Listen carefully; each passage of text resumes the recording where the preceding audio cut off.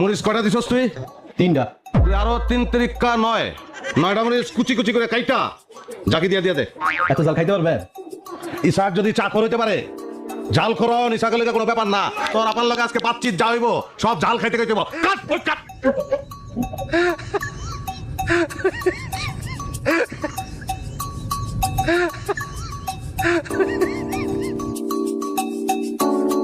মুই বারবার পাগলা হওয়ার তোরে মাটির নটা কম দিস আমার পিত্তটা বেশি দিতে পারছি দিয়ে দিব না